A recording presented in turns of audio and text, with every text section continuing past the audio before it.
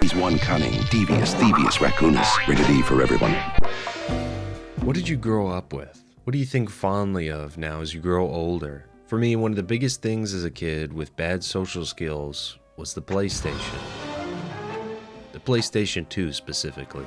You can call it parasocial or crazy, but these were basically the friends I never had.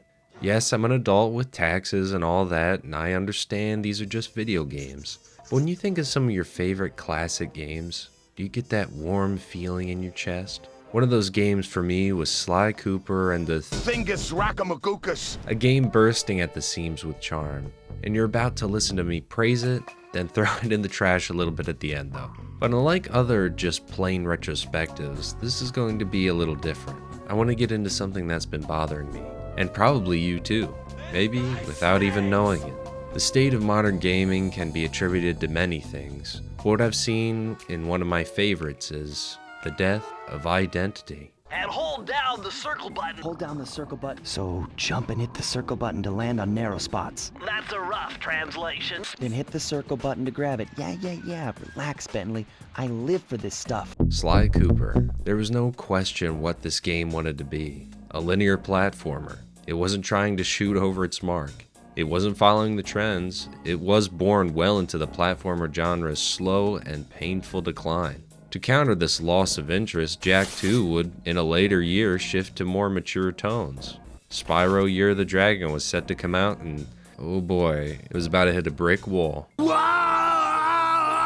They too, in a mad dash, left their roots to try and appeal to their wider audiences. Yet in all of this, a gold cane and a blue hat snuck onto the PS2. Within this game, we'll see the style and the personality that PlayStation has completely lost.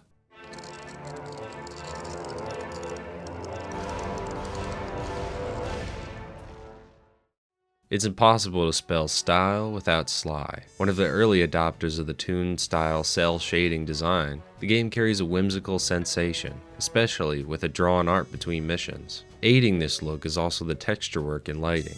In every case, the game is set during the night. A lot of the baked lighting is super pretty, and the dynamic lighting on Sly in some of the darkest sections, like his conversation with Ms. Ruby, stands out. The environments carry a lot of weight here. Even the weakest of the stages, and honestly a tough sell for a first time play in the series in 2025, is Sir Raleigh the Frog's hideout in the Welsh Triangle, so kinda close to home for me. The section is a stormy set of wrecks. A good environment can do wonders for a game. It can tell a story or immerse you. Here in Raleigh's hideout, we're instantly placed in a green rocky area surrounded by an open ocean full of ruined ships, playing into Raleigh's pirate business and weather machine. His ship itself is a hodgepodge of all the other ships he destroyed on his journey, and the game doesn't tell you this. In a small section in the belly of the ship, we see tons of planes wrecked and strung together to make paths and catwalks. A sub is even down here among the older wooden wrecks, probably being taken apart for his tinkering. Now maybe I'm wrong about that, and maybe I'm looking too much into it, but that's the emotion I got from it. Here, I'll give you a chance, okay? Take a look at these environments from games made in the last 2 years. I didn't even go back that far. Ready?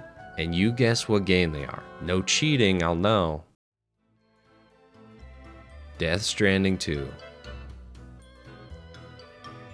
Metal Gear Solid Delta. Ghosts of Yotei. The irony is that also is a Sucker Punch game. Dragon's Dogma 2. Indiana Jones and the Great Circle. I was even kind. Not all of these are Unreal Engine 5, which I think would be too easy. Now there's nothing wrong with realism, especially if it's stylized realism. But modern games, and mainly Sony products, are always going for photoreal. And only going for photorealism leaves little to no room for stylistic design. Some games do pull their weight with good artistic vision and still have photoreal graphics. Something like Alien Isolation. Yeah, I'll mention it again, I know you're sick of that. I think Doom and Until Dawn had their own styles too, especially Until Dawn. Ruined by the remake, by the way. This is a great video, you should watch it. So it can be done with photoreal, but we are absolutely bombarded endlessly with the same photorealistic style, the same colors. Sly, though, is a much humbler experience, a game that doesn't take itself too seriously. One of the best places for this is the casino. The $ chandeliers with physics, the giant roulette wheel. Another is the snowy peaks and the traditional Chinese structures coated in snow, with the contrast of the warm red lanterns really bring it forward. And the characters and gameplay themselves are a testament. That brings us to the next section.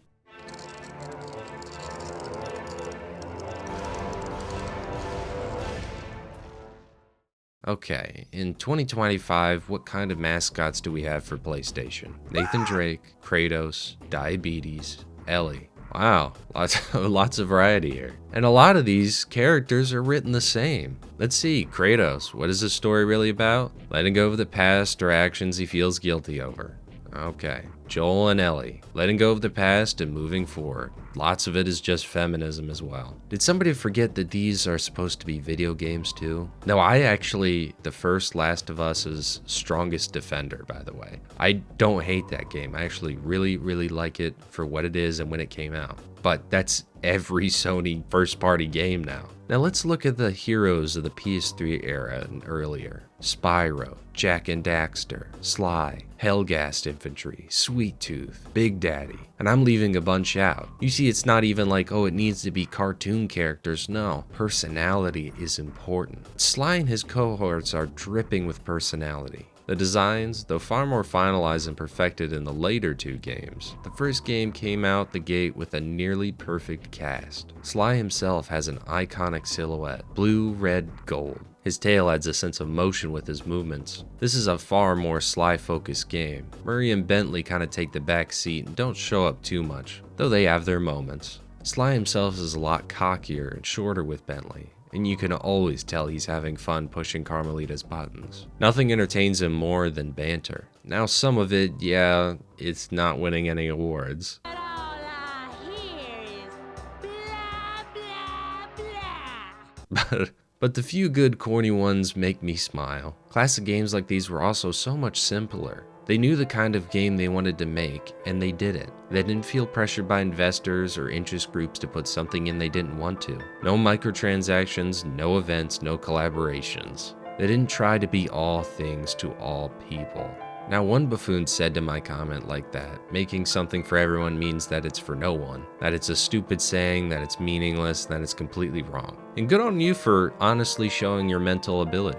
Thanks for saving the rest of us time. Making something more palatable for a wider audience, a game for everyone that wants to be everything, a game that does everything but masters nothing, designed by committees, groups without identity or cohesive vision. Does that sound good to you? Games that used to target a specific audience, and they would craft a game to be great at what its audience wants, that specific audience. When the opposite happens, it creates mediocrity, a diluted mess that fails to satisfy anyone on a deeper level. Though it may be serviceable, is it really anything special? Especially when everyone else wants to make the same bland thing.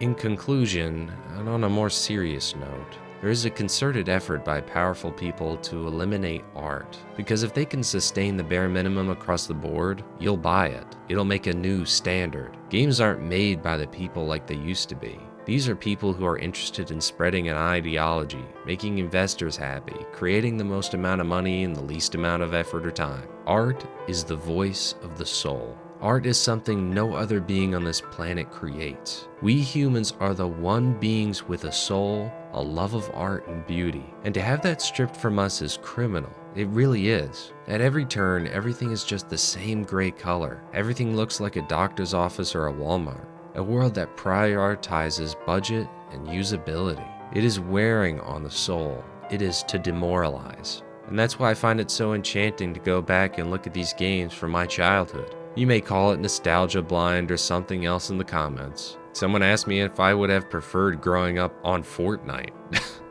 Are you kidding? Not even a chance. The games I played as a kid were enriching to my childhood. They weren't full of weird, creepy messaging or predatory marketing trying to turn you into a mindless consumerism golem. They weren't iPad kid dopamine fried. They were, in the simplest of terms, a video game. Side note, I want to talk about a few moments this game completely sucks, though. It's not perfect, guys. It's a classic. It is a certified hood classic, but it has problems. Miss Ruby's rhythm game is straight horrible with too many phases. Completely crash out worthy since the perspective and the music ruin the timing, not just on the collection. The first Murray race is rigged, I just can't prove it. The one life system is miserable. Bentley's hacking minigame is about as fun as dragging your testicles across asphalt in 100-degree weather. The final climb at the end is horribly timed with the rising lava. It's just hard for no reason. The second game is just so much better. That being said though, with all this, it's still better than most of what comes out today. And so, it's important to look back on the games that made us who we are. Games that were true art of the soul. Well, I hope you liked this video. I know it was a little different than normal. It's just been stuff that's been on my mind as I played through classic games this week. And don't worry, I'm gonna be playing the recommended game. I'm not gonna spoil which game I chose that you guys picked. It's a good one. I'm really happy with it. But next video, I have to get this out because it's routine, baby. It's actually coming out. And if it's bad, I'm gonna lose it. I'm gonna lose it. Anyway, I'll see you around, everybody. Bye.